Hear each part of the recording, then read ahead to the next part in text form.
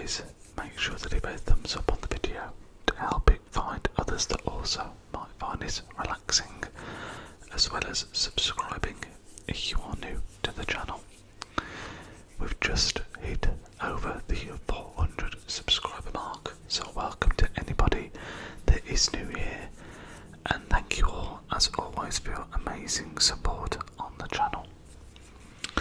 But we've not done video games for a while, so I thought I'd show off some of my favourite older games. Hopefully you guys do enjoy. I've also got a couple of the consoles as well, because I think they're quite interesting in how much they've changed compared to what we have now. So I'd love to hear what your first console was. My first console is actually going to be the first thing that we touch upon, if I can get it quietly, which is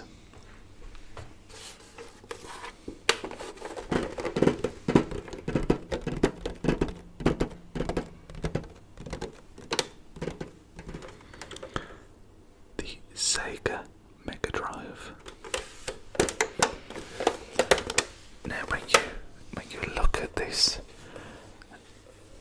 and compare it to the modern day Xboxes and PlayStations of this world, it is so different. You have your slot here, which is where your cartridge would go, because back then it was all cartridge gaming. You have your on and off switch. You have your reset button, and then there's also a volume dial as well, which is very satisfying. You can adjust the volume of the console here. That's the reset, and that is the on and off. That might be a bit loud actually, apologies, I might have to quieten that down in the editing. You also have your slots where your controller's plugged in, which I don't know what the word for those is. It's almost like a SCART connection, but I don't think it is a SCART. And then you have your power and television connections on the back. But I mean, we have come a long way since this console was released by Sega. I believe this was somewhere in the very early 90s. And when I think of the Mega Drive, there's a couple of games in particular which stand out to me. One thing I will say is that this is my original Mega Drive. Unfortunately, I did buy this as a bundle with a few games many years ago. Some of the games in the bundle I've never played and never had played, but it had my kind of classic ones, so that's what we're going to show you now. Put this to one side.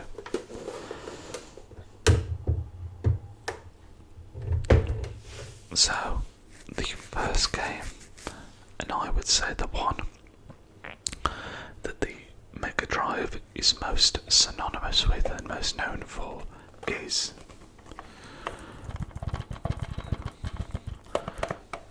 Sonic the Hedgehog. An absolute video game classic,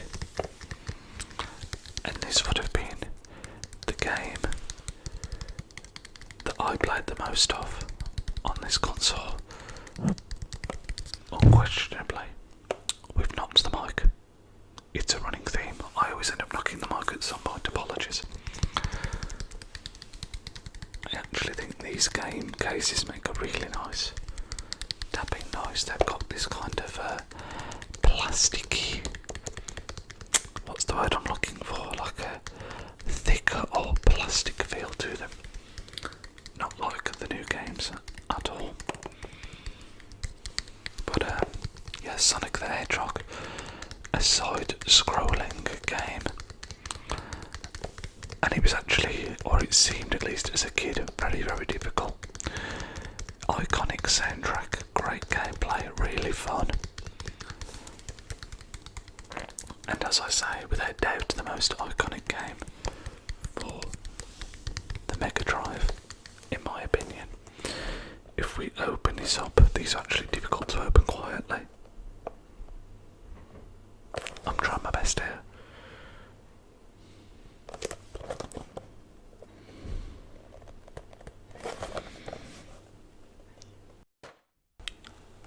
After all that was so loud.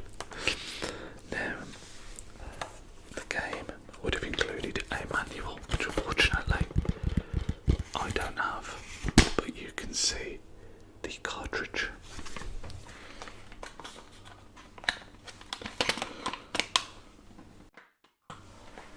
Everything about these old consoles just feels really loud, which is not very ASMR. Here is the cartridge with Sonic on the front.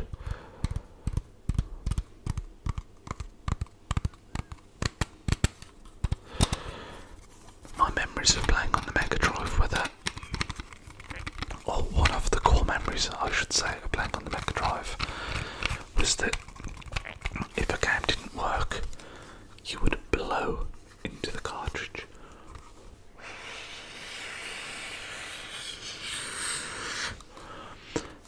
And you'd blow into the cartridge slot on the console, reset it and try again, and quite often that would fix any problems that you had. I kind of prefer the cartridges, I think, to the new disc format that we have now. They just feel really, I don't know, there's something about them, they're just nice. Maybe it's just the nostalgia for me, but yeah, I like the cartridges. The next game that we have that I want to show you from the Mega Drive collection would be the game that I've played the second most, and this was the other game that I mentioned earlier that I bought this for back in the day, because I have lots of core memories of this game and playing with my dad, and that is Road Rash.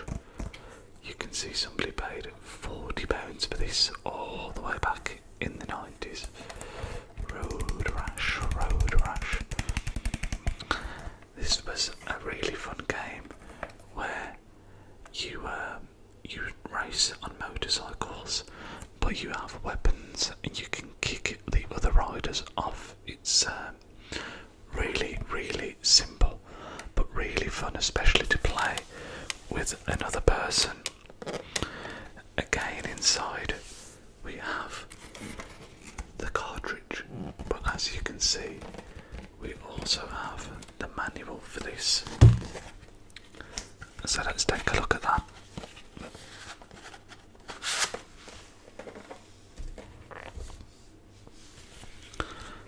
The cover of the manual is exactly the same as the front cover of the game, and on the back you have a picture of what is described as the Road Rash Gang. This was actually developed by Electronic Arts, aka EA Sports. Now what is funny is in here, somebody, this wouldn't have been me, has put some notes. These were very possibly cheats for the game.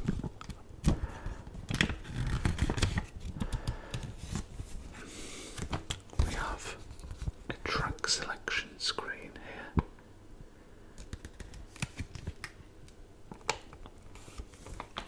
I've mentioned it in other videos how I think it's these manuals that you used to get were so cool compared to what you get now, which is nothing. There's a little story description of all of the races in the game as well. super cool in my opinion. But yeah, a really simple game. I always remember having you could get like a metal chain that you could swing and hit the other racers off with. When you first started, from memory, you would just kick with your feet. So one button would be kick to the right, the other button would be to kick to the left. But then when maybe you collected them or leveled up, I don't remember, but you got different weapons like bats and chains, and yeah, just really simple, but really fun.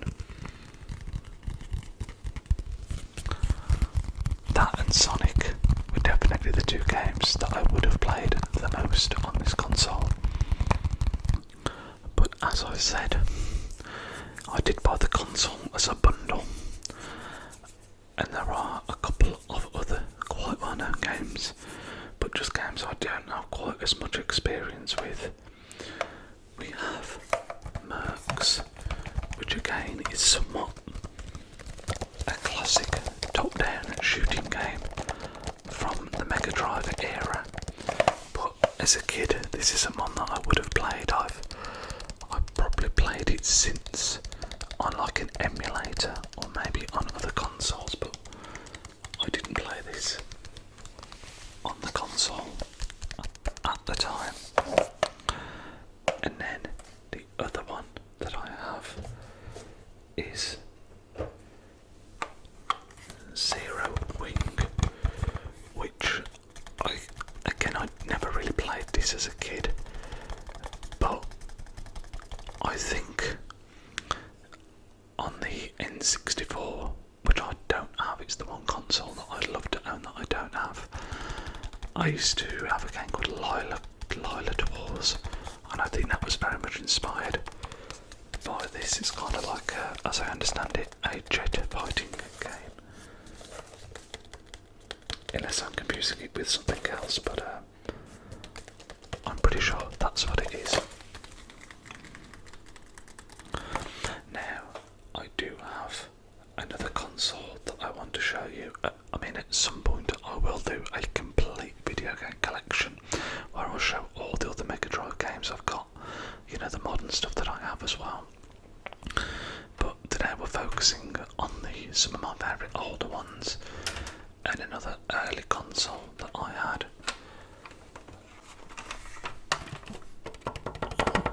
Was the PlayStation 1. Again, this isn't my original PlayStation. I actually somehow managed to break my original PlayStation, but you can see the difference between this and the Mega Drive that we looked at is huge, and these would have only been, they were less than 10 years apart, certainly probably 5 years. We have some similarities. For example, we still have the power button and the reset button, and then we have the button here that lifts up the disc tray.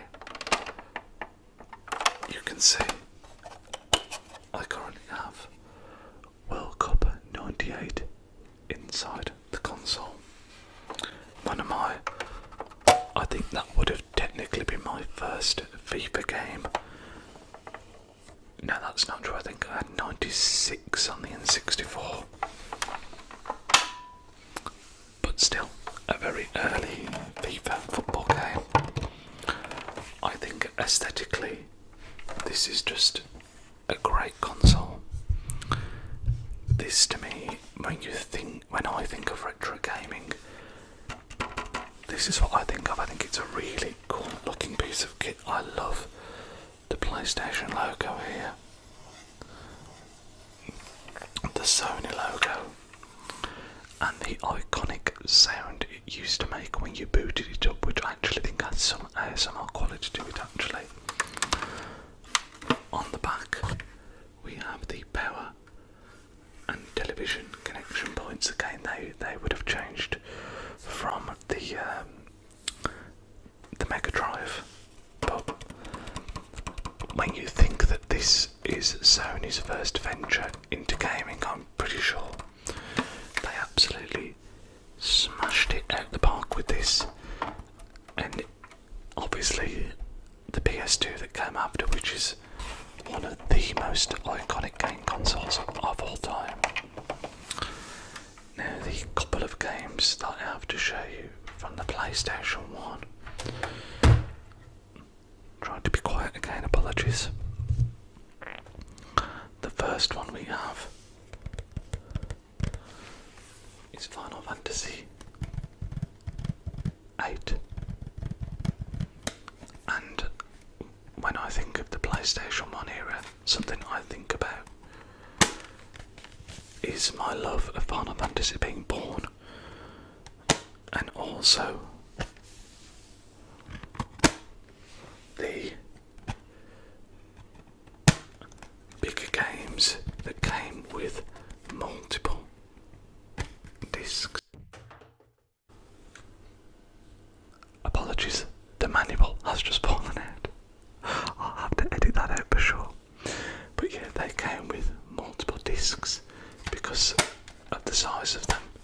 So this was actually a 4-disc game, which is just absolutely crazy to think of. I mean, to be fair, in some games now you get 2 discs, you'll have like the play disc and the installation disc, but to think a game was 4 discs and there was no installation required. I mean, back in the day on these and the Mega Drive, all the way up to I think the PS3 really, you just put your game in and play it. You know, I'd get back from school or whatever, you know, you'd run to the game shop, get the game, run home, put it on and play.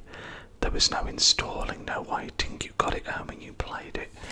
Whereas with some of the bigger installs now, you know, for a lot of people, you'll get back excited, put the disc in, and then have to wait a while to actually play it while it installs, which is, you know, it's a real shame. I think you can of course avoid that by pre-ordering the game digitally, and a lot of the time they'll pre-install, but I'm so much a fan of the physical media side of gaming and everything that it just feels a shame to do that. I actually think I've definitely shown a Final Fantasy manual on the channel before. I can't remember whether it was this one or another one, but yeah, manuals are something that I do dearly miss, as sad as that might sound.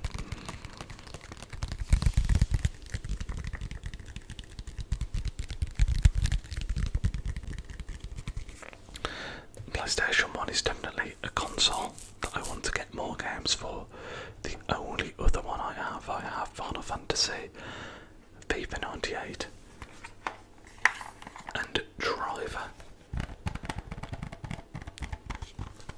I have a lot more games on like the 360, the PS3 onwards, which is when would have been my prime gaming years, if you see what I mean. These were when I was a kid, so I've kind of had to rebuy them. And PS1 is an area where I am severely lacking. Again, with Driver though, we have the manual and the disc. The disc is actually a pretty cool one.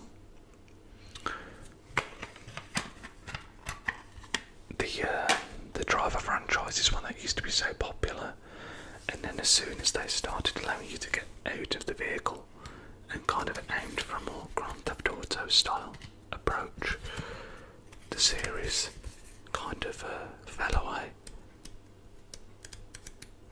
in my opinion.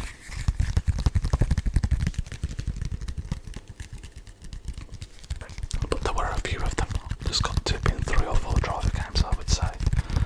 Still a pretty successful franchise back in the day, especially. Now, as I kind of touched upon at some point, I will do a full games collection. I was going to include some PlayStation 2 games in this video, but I think it's probably a sign of my age that I don't actually see those as retro gaming, even though they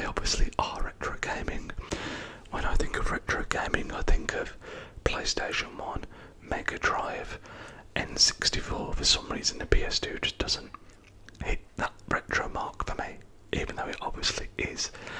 And I do have quite a few PS2 games, so we're going to save those for the full video game collection that I will definitely be doing in the near future.